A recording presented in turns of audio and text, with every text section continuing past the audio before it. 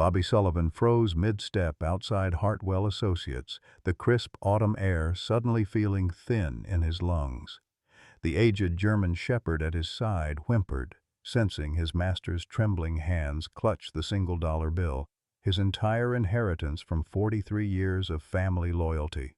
His brother Victor's Mercedes disappeared around the corner, trunk loaded with legal documents worth $50 million, while Bobby stood holding a leash and pocket change. The courthouse steps emptied as his nieces and nephews scattered like startled birds, their laughter still echoing off the limestone walls. Patricia hadn't even looked back, her Chanel heels clicking a rhythm of dismissal that would haunt him for days. Sargent pressed against Bobby's leg, the old dog's warm weight the only thing keeping him upright as the magnitude of his grandfather's final judgment settled like lead in his chest. "Well, boy," Bobby whispered, his voice cracking like autumn leaves, "looks like they finally got what they always wanted, me out of the picture." But what none of them knew was that some inheritances can't be counted in dollars. Leave a like and share your thoughts in the comments, along with the city you're watching from now. Let's continue with the story. The smell of burnt coffee and loneliness greeted Bobby as he pushed open the door to his cramped studio apartment on Maple Street. Sargent padded slowly behind him, his arthritic joints protesting each step on the worn linoleum. The place hadn't changed since Margaret's funeral 3 years ago, her reading glasses still perched on the nightstand, David's Purple Heart displayed beside his high school graduation photo, and the persistent drip of the kitchen faucet that Bobby could never afford to fix properly. At 68, Robert "Bobby" Sullivan carried the weight of a man who'd survived too much loss. Vietnam had taken pieces of his hearing and left shrapnel in his left leg that ached before storms. Cancer had stolen Margaret, his wife of 37 years, leaving behind medical bills that consumed their modest savings. Then Afghanistan claimed their only son, David, a staff sergeant who'd inherited his father's sense of duty and his grandfather's stubborn streak. Now Social Security and weekend shifts at Westfield Mall barely covered rent on this one-bedroom apartment where Bobby slept on a pull-out couch to give Sargent the bedroom's warmth. Sargent wasn't just any dog. He was a 9-year-old German shepherd who'd served 3 tours as a military working dog before a roadside bomb in Kandahar damaged his left hip and forced early retirement. Grandfather Harrison had adopted him from the military surplus program, recognizing a kindred spirit in the battle-scarred canine. For 2 years, they'd been inseparable companions, the gruff millionaire and the loyal shepherd, sharing evening walks and silent understanding that only veterans truly comprehend. Since Harrison's death 2 weeks ago, Sargent hadn't eaten a full meal. The dog would sniff his kibble, then retreat to the corner where Harrison's old coat still hung, as if waiting for orders that would never come. Bobby understood that grief. He'd felt the same hollow ache when Margaret's chair stayed empty, when David's phone calls stopped coming. The Sullivan family dynamics had always been complicated. Victor, Bobby's younger brother at 63, had built a real estate empire on their grandfather's initial investments, transforming modest Montana properties into luxury developments that attracted wealthy retirees from California. Patricia, now 65 and married to Dr. Richard Hayes, moved in country club circles where Bobby's work uniform and calloused hands were constant embarrassments. Their children, successful lawyers, doctors, and business executives, viewed Uncle Bobby as the family's cautionary tale, the brother who'd wasted his potential on military service instead of pursuing profit. Yesterday's will reading had been the final confirmation of his status. While Victor inherited the Sullivan Development Corporation and Patricia received the family's stock portfolio, Bobby walked away with a commemorative dollar coin and a dying dog. The lawyer's sympathetic smile couldn't mask the family's barely contained laughter. Even Harrison's longtime housekeeper had received more, a year's salary and glowing recommendation letter. But Harrison Sullivan had been different with Bobby. sharing stories of his own military service in Korea, asking about Margaret's garden, remembering David's deployment dates. Something in those conversations had felt like approval, like understanding between men who'd seen too much but still believed in doing right. Now, staring at Sargent's mournful brown eyes, Bobby wondered if he'd misread everything. The morning sun cast long shadows across Riverside Park as Bobby clipped Sargent's leash and stepped into the crisp October air. Their daily walk had become sacred ritual since Margaret's death, the only time Bobby felt connected to something larger than his shrinking world. Sargent moved stiffly beside him, favoring his injured hip, but his ears remained alert to familiar sounds. Children's laughter from the playground, the distant hum of traffic on Highway 12, the rustle of oak leaves preparing for winter's arrival. They followed their usual route past the memorial fountain where bronze soldiers stood frozen in eternal vigilance, then along the winding path toward the massive oak tree that had sheltered 3 generations of Sullivan family picnics. Harrison used to sit on the weathered bench beneath its canopy, feeding squirrels and sharing war stories with anyone willing to listen. Since his death, the bench remained empty, a silent monument to conversations that would never resume. Sargent suddenly stopped, his body rigid with attention. The transformation was startling, from arthritic old dog to alert working animal in seconds. His nose twitched as he caught a scent that made his tail quiver with suppressed excitement. Without warning, he lunged toward the oak's massive trunk, dragging Bobby forward with surprising strength. "Easy, boy," Bobby muttered, struggling to maintain balance as Sargent began digging frantically at the tree's base. "What's gotten into you?" But the dog ignored him, his powerful paws churning through fallen leaves and loose soil with desperate urgency. This wasn't playful behavior. This was a mission. Bobby tried pulling the leash, but Sargent planted his feet and continued excavating with military precision. Dirt flew in steady arcs as the shepherd's claws scraped against something metallic buried in the earth. Within minutes, he'd unearthed a small military surplus ammunition box, its olive drab paint scratched but intact. "What in God's name?" Bobby knelt beside the hole, his arthritic knees protesting against the damp ground. Sargent backed away, panting heavily, his eyes fixed on Bobby's face with an expression that seemed almost human in its intensity. The dog had found exactly what he'd been seeking. Inside the box, wrapped in oiled cloth, Bobby discovered another commemorative dollar coin identical to his inheritance, along with a folded piece of Harrison's personal stationery. The old man's spidery handwriting covered both sides of the cream-colored paper in blue fountain pen ink that had begun to fade at the edges. "Bobby, if Sargent brought you this, he's chosen well. Dogs know things about character that humans spend lifetimes learning. The real inheritance isn't money, son. It's trust. Follow where he leads because some things are worth more than all the gold in Fort Knox. Your grandfather's pride was never in his bank account. It was in watching good men do right by those who depend on them. Don't let the family's greed poison what we both know is true. You're worth 10 of them put together. H.S.P.S. Victor always said I was a sentimental old fool. Maybe I am. But sentiment built this family's fortune, and it'll outlast their schemes long after the money's gone." Bobby read the letter 3 times, his hands trembling with each pass. Sargent watched patiently, occasionally whimpering when Bobby's voice caught on particularly meaningful phrases. The dog seemed to understand that something momentous was unfolding, that their morning routine had transformed into something far more significant. His phone buzzed with a text from Victor. "Bobby, heard you're making a spectacle of yourself in the park. Neighbors are talking. Call me." The timing felt too coincidental. Bobby glanced around the empty park, suddenly conscious of being watched. A black sedan sat parked across the street, its tinted windows reflecting the morning sun like blind eyes. How long had it been there? And more importantly, who was inside?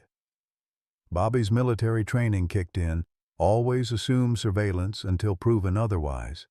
He folded the letter carefully and slipped both coins into his jacket pocket, then filled the hole with loose dirt and scattered leaves to hide evidence of their discovery.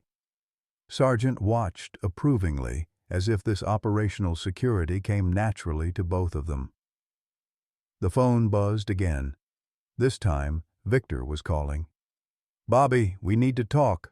His brother's voice carried its usual mixture of authority and barely concealed impatience. "I'm prepared to make you an offer for the dog, 5,000 cash today. You need the money, and I need closure on Dad's estate. Sergeant's not for sale, Victor. Everything's for sale at the right price. That animal is a liability, old, sick, expensive to maintain. I'm offering you a way out." Bobby looked down at Sergeant, who was listening to the conversation with obvious intelligence. The dog's expression seemed almost amused, as if he understood exactly what Victor was attempting and found it predictably disappointing. "The answer's no." "Don't make this harder than it needs to be, Bobby. You're not thinking clearly. Grief does things to a man's judgment." The line went dead, leaving Bobby staring at his phone in the gathering silence of the park.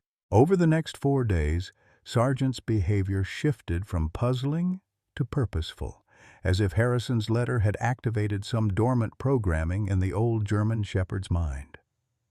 Each morning, the dog would lead Bobby to a different location around Pine Ridge, Montana, his arthritic gait transforming into the measured pace of a military working dog on assignment.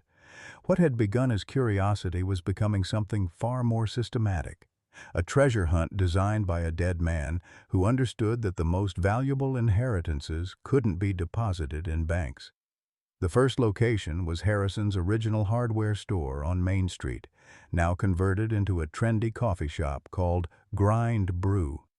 Sergeant pulled Bobby to the building's rear alley, where decades of Montana weather had worn the brick facade into weathered beauty.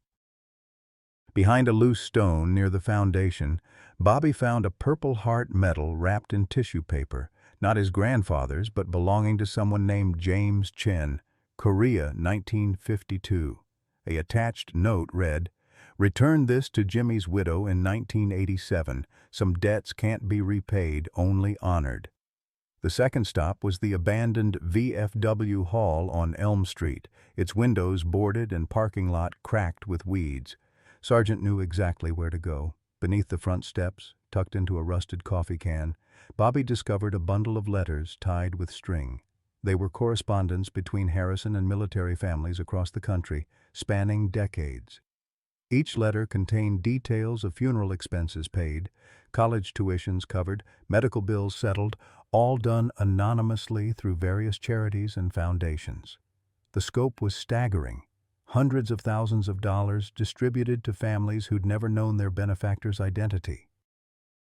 Day 3 brought them to the ruins of Millie's Diner, where Harrison had proposed to Bobby's grandmother in 1947. The building had been demolished years ago, but its foundation remained like a concrete scar on the empty lot. Sergeant scratched at a specific spot until Bobby found a waterproof container holding a faded photograph of a young couple dancing, along with Harrison's wedding ring and a note. "Your grandmother made me promise to give this to the grandson who understood love isn't about keeping score."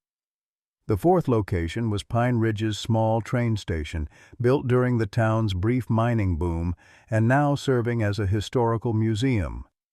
Sergeant led Bobby to the old freight platform where a loose board concealed another cache. This one contained military dog tags from the Korean War, not Harrison's, but belonging to soldiers who died under his command. Each tag was accompanied by a small American flag and a handwritten account of how that soldier had died, saving others. Harrison had carried these men's memories for 70 years, honoring their sacrifice in private while the world forgot their names. The pattern was becoming clear to Bobby, though its ultimate destination remained mysterious. Each location represented a different aspect of Harrison's true character. his compassion for fellow veterans, his anonymous generosity, his understanding that love meant sacrifice, and his sense of duty to the fallen. This wasn't random sentiment. It was a deliberate education designed to show Bobby what real wealth looked like. But Victor was growing increasingly agitated. His surveillance had become obvious. Black sedans following Bobby to each location, private investigators asking questions at local businesses, and a steady stream of phone calls that Bobby ignored. The pressure campaign extended beyond simple observation. Bobby's landlord, Mrs. Chen, apologetically mentioned receiving anonymous complaints about disturbing behavior from her tenant. His supervisor at the mall, Danny Rodriguez, pulled him aside to discuss concerns about mental stability that had somehow reached corporate headquarters. "Bobby, you know I think the world of you," Danny said, his weathered face creased with genuine worry. "But they're asking questions I can't answer. Something about erratic behavior, talking to animals, digging holes in public parks. Is everything okay at home?" The systematic nature of the attacks was unmistakable. Victor was using his connections and resources to isolate Bobby, making him appear unstable while positioning himself as the concerned brother trying to help. It was a sophisticated character assassination designed to support an eventual competency challenge in court. Dr. Amanda Walsh, the local veterinarian, provided the first hint that Victor's campaign might be more sinister than Bobby had realized. She'd called about Sargent's regular checkup, but her tone carried unusual urgency. "Mr. Sullivan, I need to see you and Sargent today if possible. There's something we need to discuss privately." Her clinic occupied a converted Victorian house on the outskirts of town, surrounded by pastures where rescued horses grazed in peaceful retirement.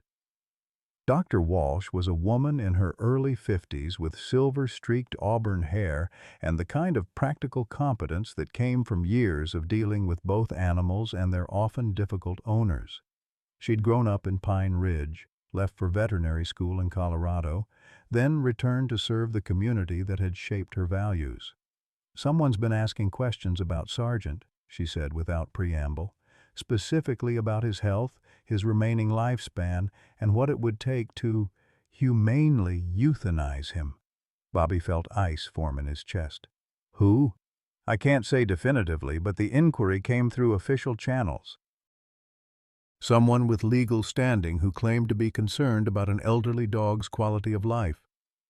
Her eyes met Bobby's with steady honesty. "I told them that Sargent is arthritic but otherwise healthy, with potentially several good years ahead of him. But Mr. Sullivan, if someone wanted to challenge your fitness as his caretaker..." The implications hung in the air like smoke from a distant fire. Victor wasn't just trying to discredit Bobby.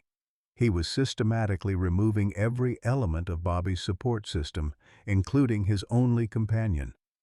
The dog that Harrison had specifically chosen as Bobby's inheritance was being targeted for elimination.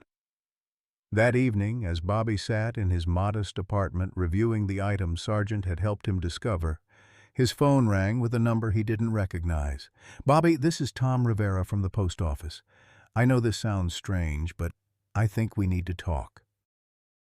Your grandfather used to give me things to hold, letters and packages with specific instructions about when to deliver them. One of those instructions just got triggered." Tom Rivera had worked for the Pine Ridge post office for 32 years, long enough to know every family's secrets and wise enough to keep them. He met Bobby at the back entrance after hours, his weathered face grave with the weight of information he'd carried for months. In his hands, he held a manila envelope sealed with red wax and Harrison's distinctive HS stamp. "Your grandfather gave me this 6 months before he died," Tom explained, his voice barely above a whisper. "Said to give it to you only if 2 conditions were met. First, that you'd inherited Sargent, and second, that Victor started making moves against you. Based on what I've been hearing around town, both those boxes are checked." Inside the envelope, Bobby found a hand-drawn map of the Sullivan family's original homestead in the Bitterroot Mountains, 40 miles northwest of Pine Ridge. The property had been in the family since 1923, when Harrison's father had purchased 800 acres of timber and grazing land for practically nothing during the agricultural depression. Most locals assumed the land had been sold decades ago to fund Harrison's business ventures, but the map suggested otherwise. "There's more," Tom continued, producing a set of keys and a deed. "Your grandfather updated this property deed every year, always in your name. Far as I can tell, Victor doesn't even know it exists. Harrison was real particular about keeping it separate from his other holdings." The deed showed clear title to 847 acres of mountain wilderness, including mineral rights dating back to the original homestead claim. More importantly, it included a small cabin that Harrison had maintained as his private retreat, accessible only by a steep Forest Service road that required four-wheel drive and considerable determination to navigate. Sargent's behavior at the sight of the map was extraordinary. The old dog studied the paper with obvious recognition, his nose tracing specific landmarks as if recalling familiar territory. When Bobby folded the map, Sargent whined and pawed at his arm, clearly indicating they needed to make this journey. The drive to the homestead took 3 hours in Bobby's aging Ford pickup, following increasingly primitive roads that wound through dense pine forests and across mountain streams swollen with autumn runoff. Sargent rode in the passenger seat with his head out the window, his expression alert and purposeful as familiar scents triggered memories from his time with Harrison. The cabin appeared exactly as the map indicated, a modest log structure nestled in a clearing surrounded by towering evergreens. Solar panels on the roof suggested modern conveniences, while the stone chimney and hand-hewn log spoke to its Depression-era construction. Sargent bounded from the truck with energy Bobby hadn't seen in weeks, immediately leading him to a specific spot beside the cabin's front porch. Inside, the cabin felt frozen in time. Harrison's reading glasses sat on a kitchen table beside an unfinished crossword puzzle. His favorite wool jacket hung on a peg by the door. Coffee cups waited in the sink as if he'd simply stepped outside for a moment and would return any minute. But it was the basement that held the real revelations. Hidden beneath a Persian rug, Bobby discovered a trap door secured with a combination lock. The numbers came to him instinctively. Harrison's service number from Korea, which the old man had mentioned during one of their conversations about military life. Below, a reinforced room contained filing cabinets, a small safe, and walls covered with detailed maps of the surrounding mountain range. The files painted a picture of Harrison Sullivan that contradicted everything the family believed about his business empire. Rather than the aggressive capitalist Victor had always described, Harrison had been a careful steward of the land, turning down dozens of lucrative development deals that would have damaged the environment. Mining companies had offered millions for exploration rights, but Harrison had consistently refused, understanding that some things were worth more than money. The safe contained documents that made Bobby's hands shake as he read them. Geological surveys showing significant copper and silver deposits throughout the property. Appraisals valuing the mineral rights alone at over $75 million. And most shocking of all, a trust document establishing the Harrison Sullivan Conservation Foundation with Bobby listed as sole trustee and beneficiary. The trust's purpose was explicit: to preserve the mountain property in perpetuity while using the mineral wealth to fund veteran assistance programs and animal rescue operations. Harrison had spent decades quietly establishing this legacy, keeping it hidden from family members who would have fought to claim their shares. The document was dated just 6 months before his death and notarized by Tom Rivera, explaining the postal worker's secretive behavior. But the most devastating discovery was a collection of recorded conversations, stored on a small digital device hidden behind family photographs.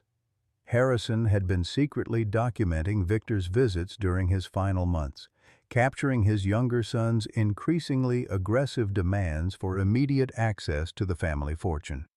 The recordings revealed Victor's true character with painful clarity. "Dad, you're being sentimental about worthless mountain land when we could develop it into luxury retreats." Victor's voice crackled through the speaker. "Bobby's a loser who never amounted to anything. Why would you waste valuable assets on him?" "Because he understands what money can't buy," Harrison replied, his voice weak but firm. "Loyalty, sacrifice, compassion. You see dollar signs where he sees responsibility. That's exactly the kind of thinking that's holding this family back. When you're gone, I'm going to correct these mistakes. Bobby can keep his little security guard job and his pathetic apartment. The real estate belongs with people who know how to use it." The recordings continued chronologically, showing Victor's escalating anger as Harrison refused to change his will. In the final conversation, recorded just days before Harrison's death, Victor made a chilling prediction. "If you leave significant assets to Bobby, I'll prove he's mentally incompetent to manage them. A man who talks to dogs more than people won't be hard to discredit." Bobby sat in the basement's silence. Sargent pressed against his leg as if offering comfort. The dog had known this was coming, had been trained by Harrison to guide Bobby through this exact discovery process. The old man had anticipated Victor's schemes and prepared accordingly, but the knowledge felt like a tremendous burden rather than a gift.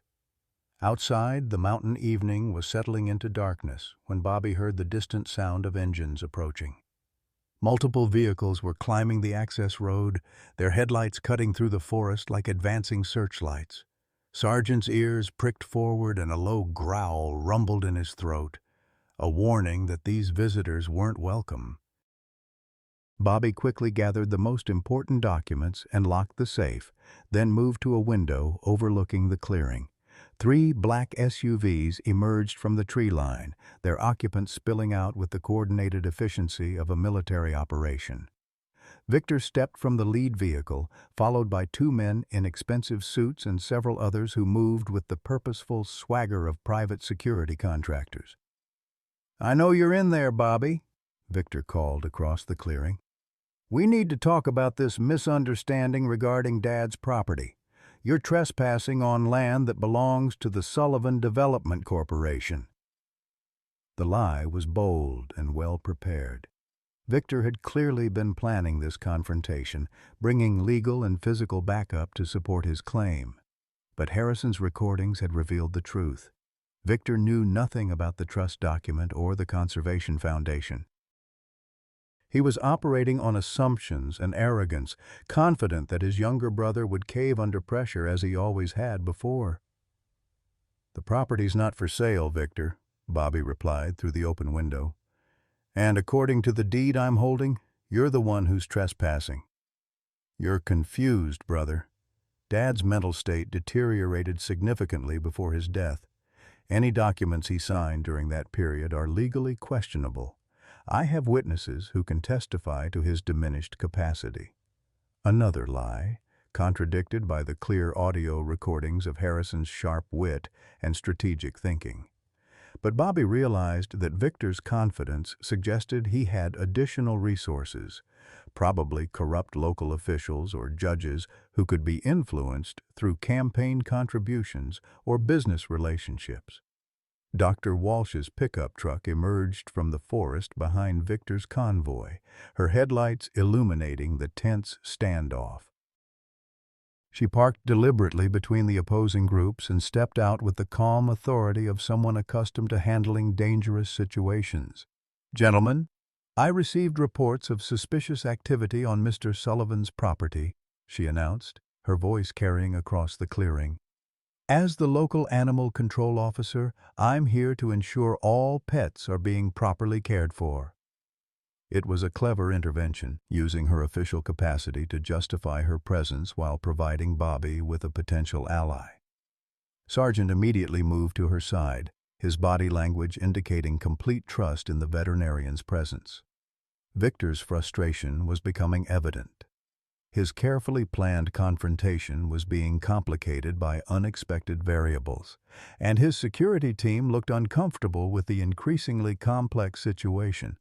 Mountain wilderness wasn't ideal terrain for intimidation tactics, especially with witnesses present. "This is a family matter, Dr. Walsh," Victor said through gritted teeth. "My brother is experiencing a mental health crisis, and we're here to provide assistance." "Funny," she replied, pulling out her phone, "because the Bobby Sullivan I know seems perfectly competent. In fact, I think Sheriff Morrison would be very interested in these trespassing complaints. Should I give him a call?" The threat of official law enforcement involvement shifted the dynamic dramatically. Victor's private security team had no legal authority, and their presence on disputed property could easily be construed as criminal intimidation. Mountain counties took property rights seriously, and local sheriffs generally didn't appreciate outside contractors trying to enforce unclear legal claims. Bobby watched through the window as Victor weighed his options, clearly calculating whether to escalate or retreat. The recordings in Bobby's possession had revealed his brother's ultimate plan, but Victor still didn't know about the trust document or the mineral rights appraisals. His next move would determine whether this confrontation remained a family dispute or escalated into something far more dangerous. Sergeant's low growl suddenly intensified, his attention focused not on Victor's group but on the forest behind the cabin. Someone else was moving through the darkness, additional players in a game that was becoming more complicated by the hour. The figures emerging from the forest moved with military precision, their dark clothing and tactical equipment initially suggesting another layer of Victor's operation. But Sergeant's reaction told a different story. Instead of aggressive warning, the old German shepherd's tail began a tentative wag of recognition. These weren't enemies. They were allies Bobby didn't know he had. Sheriff Jake Morrison stepped into the clearing's dim light, followed by two deputies and a woman Bobby recognized as Sarah Chen, a local attorney whose grandfather had owned the hardware store where Bobby found the first Purple Heart. Her presence explained the family connection. James Chen had been the Korean War veteran whose medal Harrison had returned to his widow decades ago. "Evening, folks," Sheriff Morrison announced, his voice carrying the calm authority of someone who'd broken up countless mountain disputes over the years. "Got reports of a disturbance up here, possible trespassing situation. Mind if we sort this out before anyone does something they'll regret?" Victor's security team immediately became uncomfortable, their hands moving away from concealed weapons as they recognized the shift in power dynamics. Private contractors might intimidate civilians, but they had no desire to confront armed law enforcement officers on unfamiliar terrain. "Sheriff, this is a family matter," Victor began, but Morrison cut him off with a raised hand. "Mr. Victor Sullivan, I presume? I've been expecting this conversation ever since your grandfather's funeral. Sarah here has some documents she'd like to show you. Property deeds, tax records, that sort of thing. Seems there might be some confusion about who owns what up here." Sarah Chen stepped forward with a briefcase full of papers, her professional demeanor masking what Bobby sensed was deep personal satisfaction. "Mr. Victor Sullivan, I represent the Harrison Sullivan Conservation Foundation, established 6 months ago with your grandfather as founder and your brother Bobby as designated trustee. This property has been held in trust specifically to prevent development or exploitation." The color drained from Victor's face as she continued reading from official documents. "Furthermore, all mineral rights, timber rights, and water rights for the entire 847-acre parcel remain with the Foundation in perpetuity. Any attempt to claim ownership through other estate proceedings would constitute fraud." Bobby emerged from the cabin with Sergeant at his side, carrying the manila envelope Tom Rivera had given him. The dog moved with renewed energy, as if the presence of legitimate authority had lifted a tremendous burden from his shoulders. Dr. Walsh approached them both, her relief evident. "Bobby, I need to tell you something," she said quietly. Your brother offered me $50,000 to declare Sergeant medically unsound and recommend euthanasia. When I refused, he threatened to have my veterinary license reviewed for unprofessional conduct. The admission sent a chill through the gathered crowd. Even Victor's security team exchanged uncomfortable glances. They'd signed up to intimidate an elderly man, not participate in a conspiracy to kill a retired military working dog. Sheriff Morrison's expression hardened. "Is that true, Mr. Sullivan? Because conspiracy to commit animal cruelty is a felony in Montana, especially when it involves a documented service animal." "This is ridiculous," Victor sputtered, but his voice lacked its usual confidence. "I was concerned about my brother's mental state and the dog's quality of life. Bobby's been behaving erratically, talking to animals, digging holes in public parks, following clues his grandfather left for him," Sarah Chen interrupted, producing copies of Harrison's handwritten notes. Mr. Harrison Sullivan spent months designing an elaborate treasure hunt to educate Bobby about the family's true values. Every location, every hidden item, every instruction was carefully planned to demonstrate that real wealth comes from character, not capital. Bobby handed Sheriff Morrison the digital recording device he'd found in the cabin's basement. "My grandfather documented everything, Sheriff. Every conversation, every threat, every plan Victor made to contest the will and seize assets that were never his to claim." As Morrison plugged the device into a portable speaker, Victor's recorded voice filled the mountain clearing with damning clarity. "When you're gone, I'm going to correct these mistakes. Bobby can keep his little security guard job and his pathetic apartment. The real estate belongs with people who know how to use it." The recordings continued, revealing Victor's systematic campaign to discredit Bobby, his plans to declare his brother mentally incompetent, and his casual dismissal of Harrison's wishes. Each word deepened the legal hole Victor had dug for himself, transforming what he'd imagined was a simple family dispute into multiple criminal charges. But the most devastating revelation came from Harrison's own voice on the final recording. "Victor, I've been documenting our conversations for months. Every threat, every scheme, every demonstration of the greed that's poisoned your heart. If you proceed with your plans against Bobby, these recordings will ensure appropriate consequences." Victor's security team began backing toward their vehicles, clearly understanding that their employer's legal troubles were about to become their own. Private military contractors had no desire to be associated with elder abuse, animal cruelty, and fraud charges that could result in federal prosecution. "This is entrapment," Victor declared desperately. "A sick old man manipulating family members with elaborate games and hidden cameras. No court will accept evidence obtained through deception." "Actually," Sarah Chen replied with professional satisfaction, "Montana is a one-party consent state for recording conversations. Your grandfather had every legal right to document threats made against his property and beneficiaries. These recordings, combined with the trust documents and witness testimony, provide grounds for criminal charges and civil litigation." Sheriff Morrison was already on his radio, calling for additional units and requesting a detective to handle what was clearly a complex financial crime investigation. "Mr. Victor Sullivan, you're under arrest for conspiracy to commit fraud, attempted intimidation of witnesses, and conspiracy to commit animal cruelty. You have the right to remain silent." As the Miranda rights echoed through the mountain clearing, Bobby felt an overwhelming mixture of relief and sadness. Victory over his brother's schemes provided no satisfaction, only the hollow recognition that family bonds had been severed by greed and betrayal. Sergeant pressed against his leg, offering the wordless comfort that only animals can provide in moments of human failure. Dr. Walsh approached Bobby as Victor was loaded into a patrol car, his expensive suit wrinkled and his confidence completely shattered. "There's something else you should know," she said softly.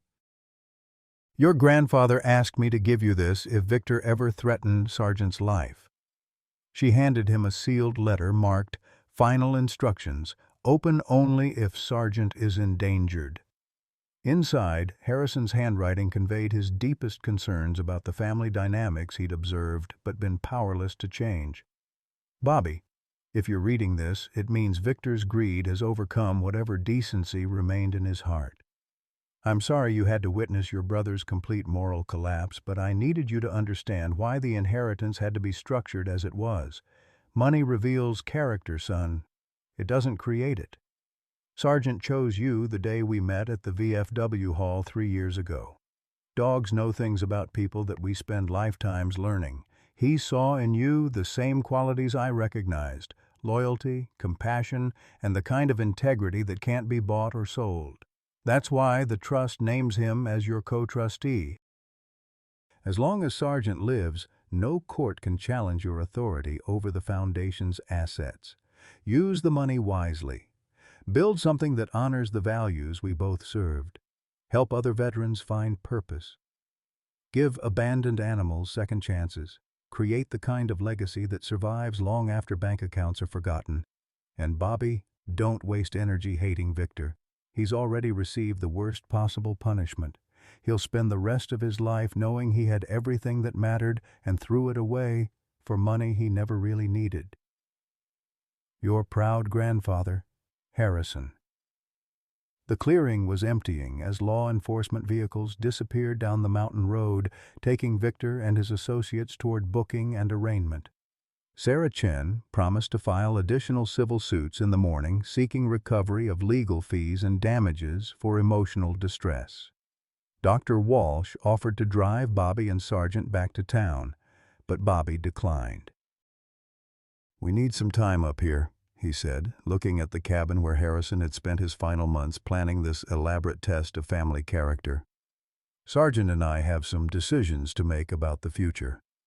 As the last vehicle disappeared into the forest, Bobby and Sergeant stood alone in the mountain silence, surrounded by 847 acres of wilderness that represented not just an inheritance, but a responsibility to honor the values Harrison had spent a lifetime defending.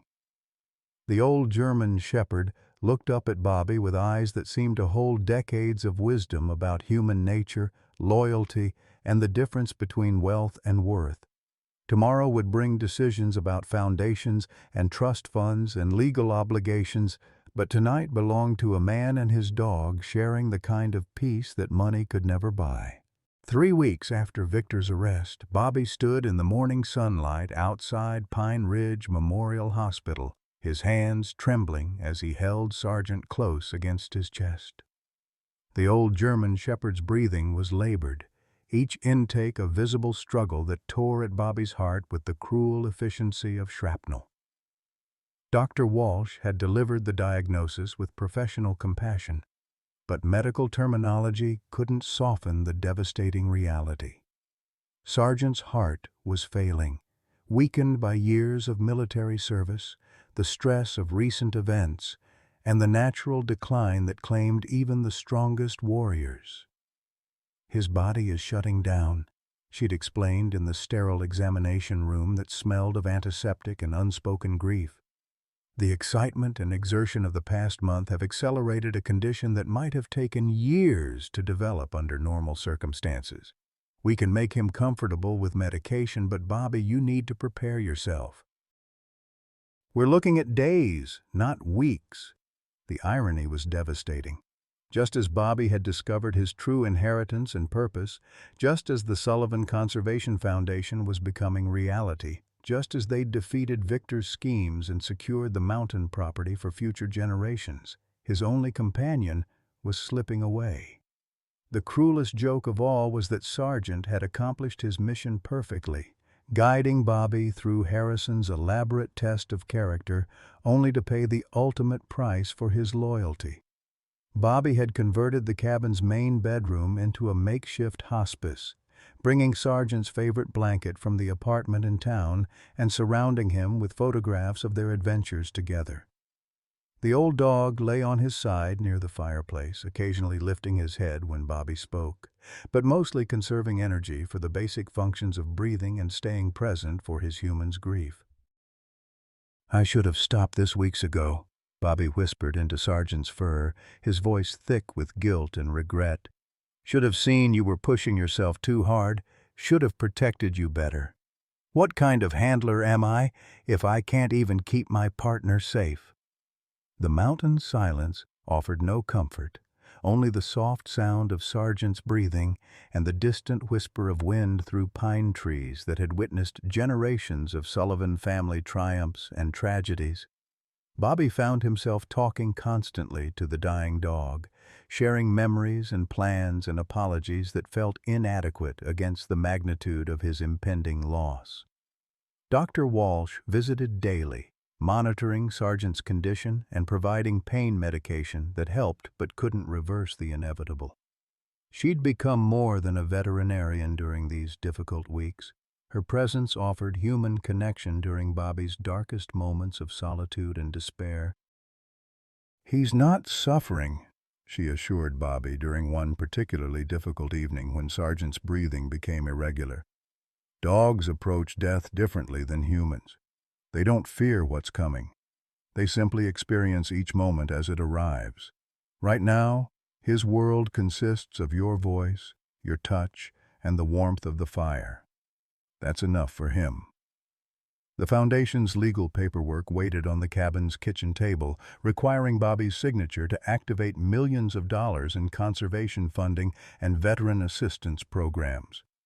Sarah Chen had called twice, gently pressing for decisions about board appointments and initial grant allocations. The outside world demanded action, progress, movement toward the future Harrison had envisioned. But Bobby couldn't bring himself to sign documents while Sargent lay dying. The Foundation felt like betrayal somehow, as if moving forward meant abandoning the companion who'd made everything possible. Harrison's recorded instructions had been clear about Sargent's role as co-trustee, but they'd never addressed what happened when the four-legged partner could no longer participate in decision-making. On the fourth day, as autumn sunlight streamed through the cabin's windows and painted golden rectangles across the wooden floor, Sargent opened his eyes and struggled to lift his head. Bobby immediately knelt beside him, offering water from a small bowl and speaking in the gentle tones reserved for the gravely ill. "Easy, boy. I'm right here, not going anywhere." Sargent's tail managed 3 weak wags before the effort became too much, but his eyes remained alert, fixed on Bobby's face with an intensity that seemed almost human in its emotional weight. The dog was trying to communicate something important, using the last reserves of his strength to convey a message his handler needed to understand. Bobby found himself remembering Harrison's words about dogs knowing things that humans spent lifetimes learning. Perhaps Sargent understood that his mission wasn't complete, that Bobby still needed guidance for the difficult decisions ahead, or maybe the old shepherd was simply saying goodbye in the only way available to him. "You did good, Sargent," Bobby whispered, his voice breaking on words that felt both inadequate and essential. "You brought me home, brought me to the truth about family and what really matters. I won't forget that. Won't forget you." The dog's breathing became more labored as the day progressed, each intake requiring visible effort. Dr. Walsh arrived in the late afternoon, her medical bag containing the final kindness that veterinarians sometimes had to provide, but she didn't immediately suggest euthanasia, instead sitting quietly beside Bobby and Sargent, sharing the vigil that marked the end of a remarkable life. "He's waiting for something," she observed after watching Sargent's behavior for an hour. "Dogs often delay death when they sense their humans aren't ready to let go. He's holding on for you, Bobby." The realization struck Bobby like physical pain. Sargent was suffering to spare his human's feelings, enduring discomfort and struggle because he sensed Bobby's desperate need for more time. It was the ultimate expression of canine loyalty, choosing another's emotional comfort over personal relief from pain. As sunset approached, Bobby made the hardest decision of his life. He gathered the Foundation documents from the kitchen table and brought them to Sargent's bedside, spreading the papers where the dying dog could see them. "This is what you helped me find, boy," he said, his voice steady despite the tears streaming down his face. "Grandpa Harrison's real gift. A way to help other veterans, other animals like you who deserve better than what they've been given. I'm going to sign these papers now, and then I'm going to build something worthy of your sacrifice." Sargent's eyes tracked the movement as Bobby signed each document, his signature authorizing the creation of the Harrison Sullivan Conservation Foundation and the Sargent Memorial Veterans Center. With each completed form, the old dog seemed to relax slightly, as if witnessing the completion of his final mission. When the last signature was complete, Bobby set the papers aside and took Sargent's gray muzzle gently in his hands. "Permission granted, old soldier. You can stand down now. Your duty's complete." Sargent's eyes closed for the final time as the sun disappeared behind the mountain peaks, his last breath escaping in a soft sigh that seemed to carry decades of loyalty and love into the gathering darkness. Bobby held him close as the light faded, feeling the weight of profound loss, but also the deeper satisfaction of knowing that some bonds transcend death itself. The mountain cabin fell silent except for Bobby's quiet weeping and the eternal whisper of wind through trees that would outlive them all. Bobby buried Sargent beneath the ancient oak tree in Riverside Park where their journey had begun, the same spot where the faithful German shepherd had first dug up Harrison's hidden message 3 weeks earlier. The small ceremony drew an unexpected crowd, fellow veterans from the VFW, local business owners who'd watched Bobby's transformation, and dozens of people whose lives had been quietly touched by Harrison's anonymous generosity over the decades. Dr. Walsh delivered a brief eulogy that captured the essence of a military working dog who'd served his country and his family with equal devotion. But even as Bobby grieved, the legal machinery of Victor's downfall was grinding forward with inexorable precision. The recordings from Harrison's cabin had triggered a federal investigation into the Sullivan Development Corporation's business practices, revealing a pattern of fraud, environmental violations, and corrupt dealings with local officials that stretched back years. Victor's arrest had been only the beginning of a legal catastrophe that would ultimately destroy everything he'd built through deception and greed. Sarah Chen called Bobby the morning after the funeral with news that would have been satisfying if grief hadn't numbed his capacity for vindication.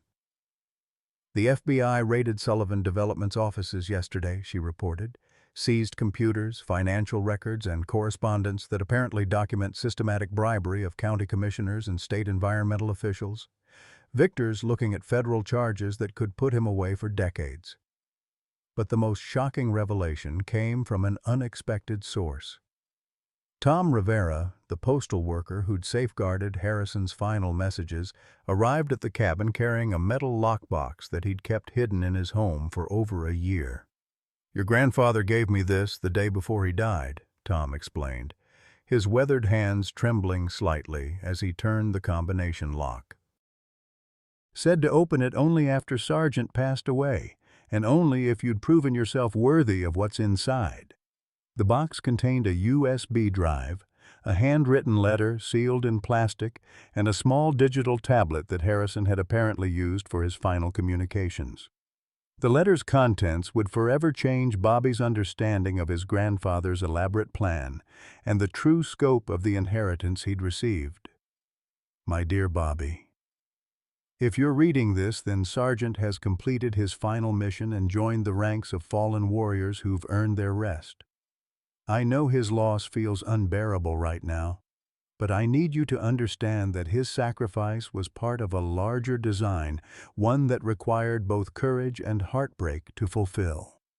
The USB drive contains access codes to cryptocurrency accounts I established over the past 5 years, converting traditional investments into digital assets that Victor couldn't trace or claim.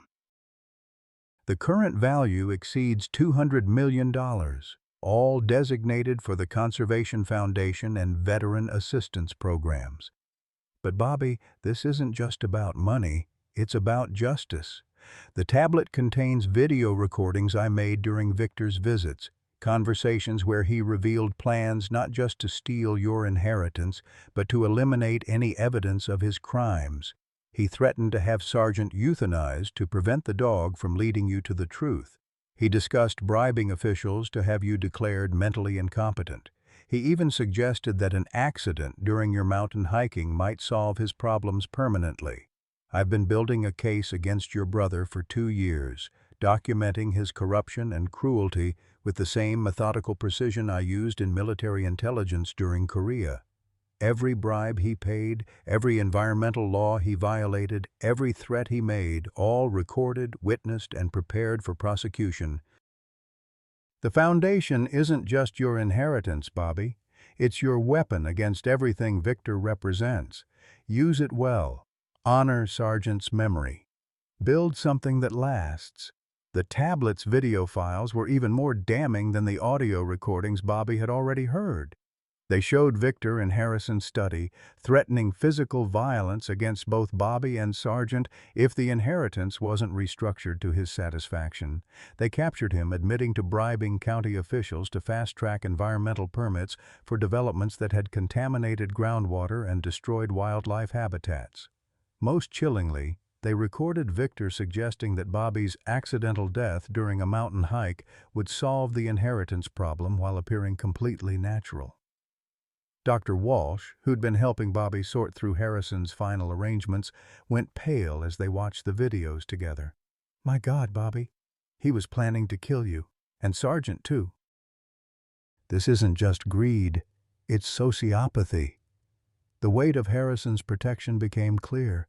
The old man had anticipated every aspect of Victor's corruption and violence, creating multiple layers of evidence and legal safeguards to ensure justice would prevail. The elaborate treasure hunt with Sergeant hadn't just been about proving Bobby's character. It had been about creating an unbreakable chain of documentation that would destroy Victor's criminal enterprise completely. Sarah Chen filed the additional evidence with federal prosecutors the next morning, triggering expanded charges that included conspiracy to commit murder, environmental terrorism, and racketeering under federal organized crime statutes. Victor's business empire began collapsing as investors fled, partners cut ties, and employees cooperated with authorities to avoid prosecution themselves. But Bobby found no satisfaction in his brother's destruction.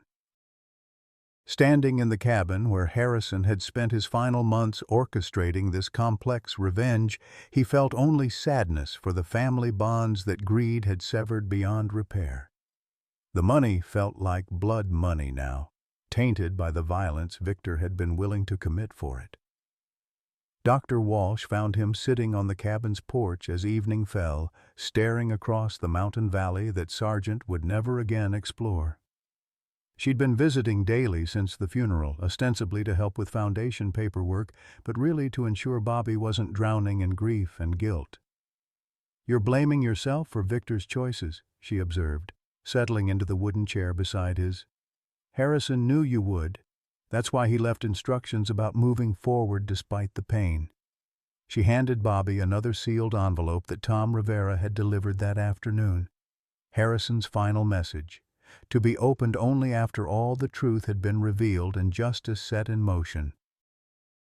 "Bobby, you're wondering if the money is worth the cost in family relationships and personal anguish. You're questioning whether I manipulated you into a situation that destroyed your brother and cost Sergeant his life. Stop. Victor destroyed himself through choices he made freely over many years. I simply documented his crimes and ensured consequences would follow. Sergeant lived longer and more purposefully because of our mission together than he would have in comfortable retirement.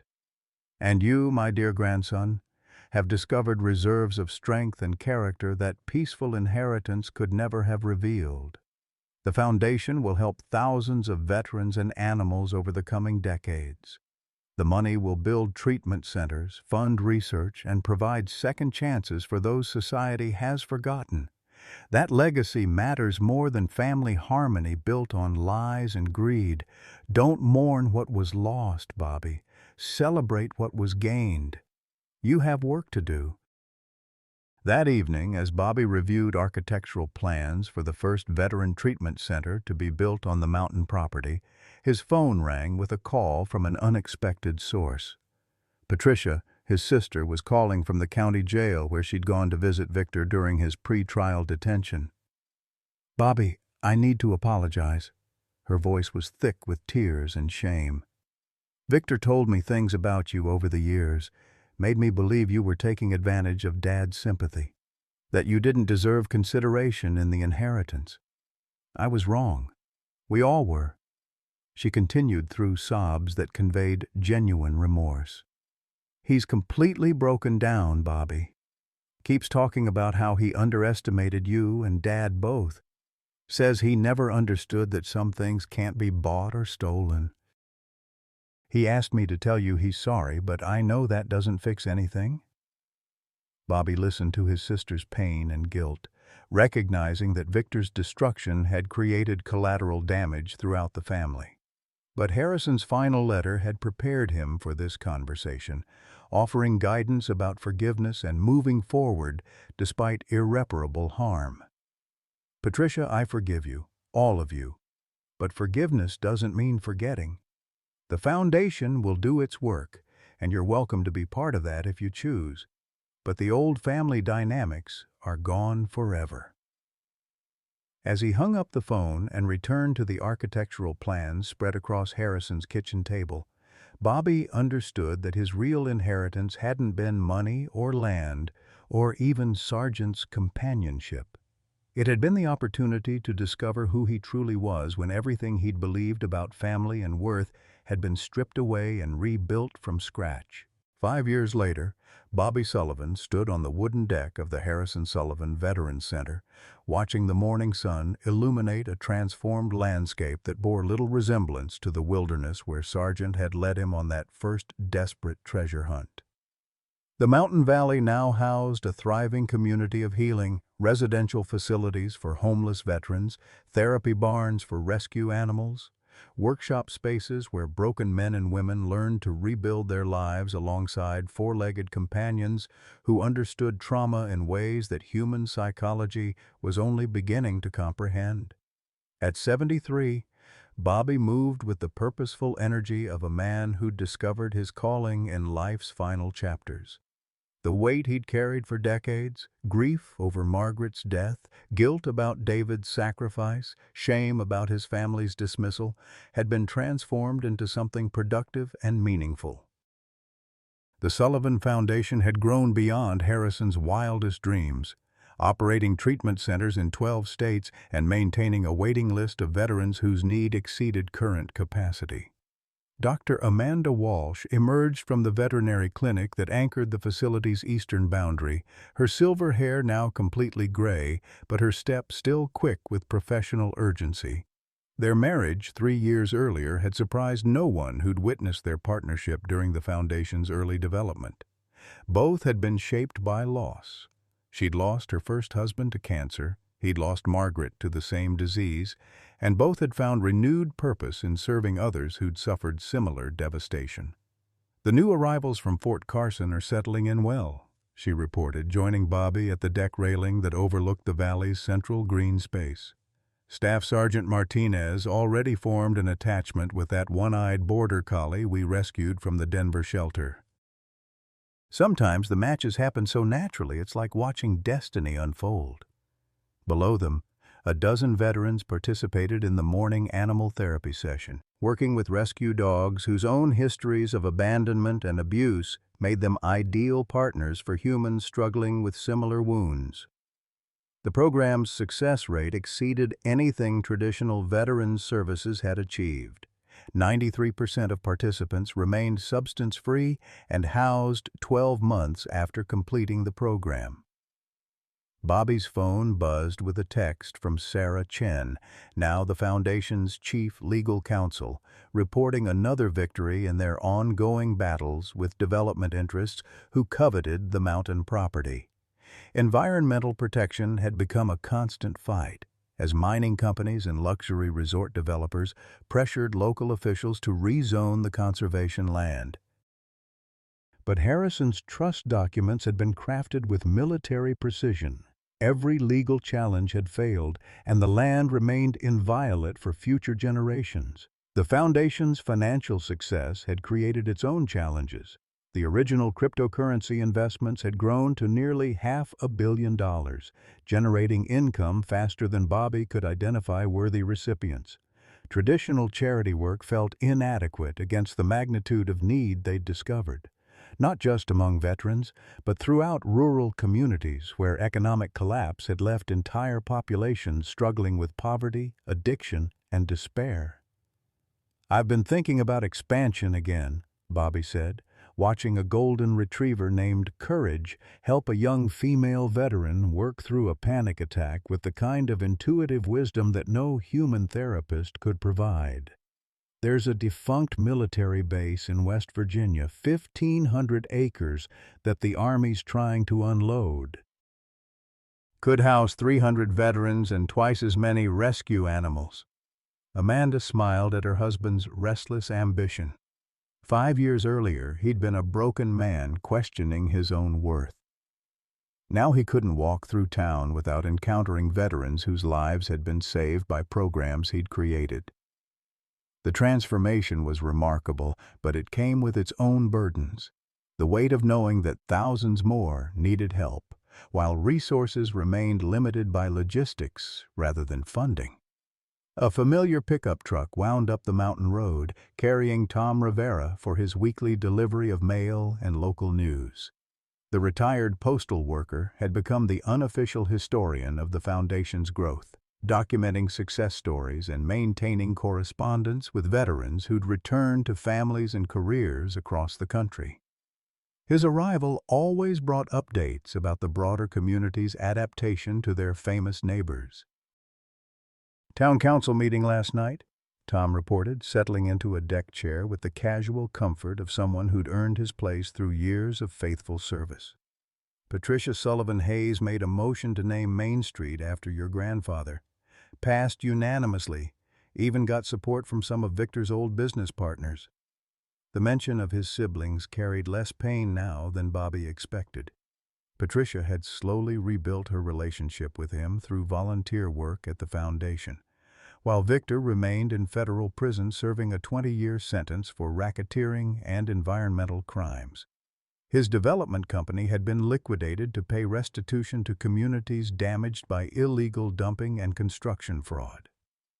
The money had funded additional environmental cleanup projects throughout Montana. Dr. Walsh excused herself to check on a pregnant mare in the equine therapy barn, leaving Bobby and Tom to share the comfortable silence of old men who'd witnessed enough history to understand that justice arrives slowly but inevitably. The valley below them hummed with purposeful activity, veterans learning job skills in the woodworking shop, rescue animals receiving medical care, counselors facilitating group therapy sessions that helped damaged souls discover they weren't alone in their struggles. "Still miss him every day," Bobby said, his eyes finding the bronze statue of Sargent that stood near the main entrance, surrounded by flowers that visitors and residents placed there constantly. The memorial had become an unofficial shrine where people left messages about their own beloved animals and the healing power of unconditional love. Tom nodded with understanding.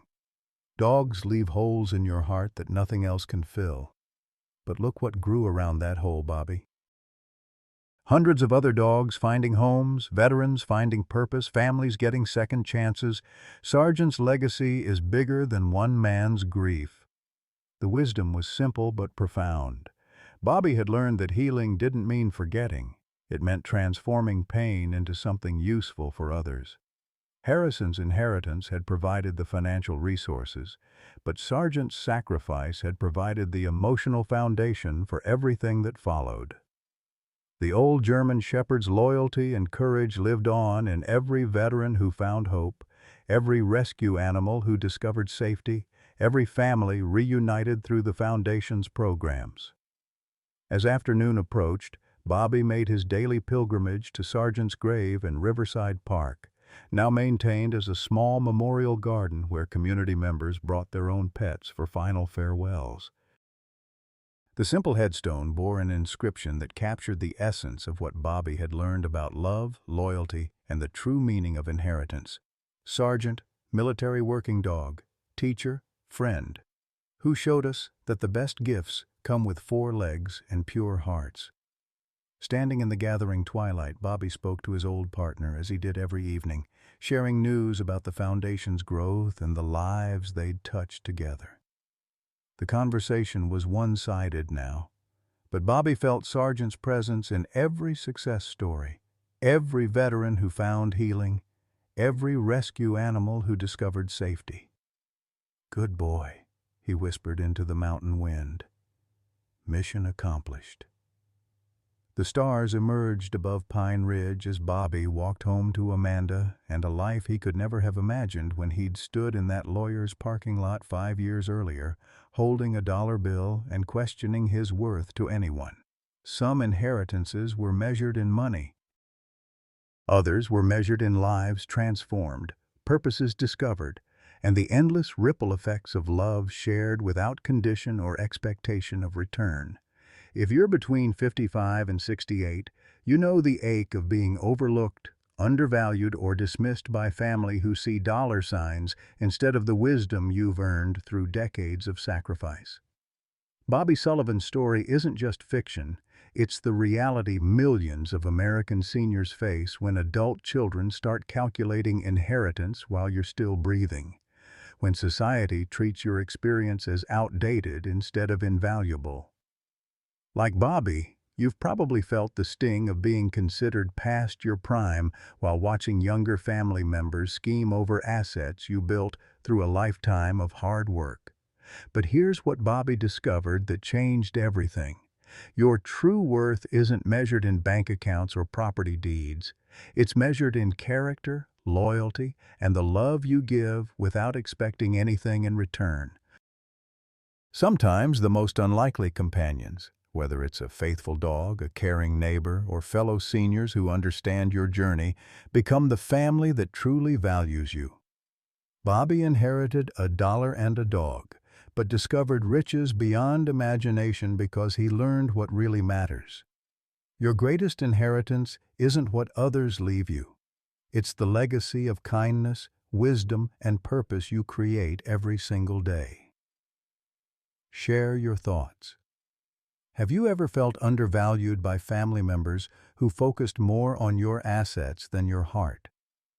What unexpected inheritance of friendship or purpose has brought the most joy to your life? Leave a comment below. Your story matters and could inspire someone else who needs to hear it today.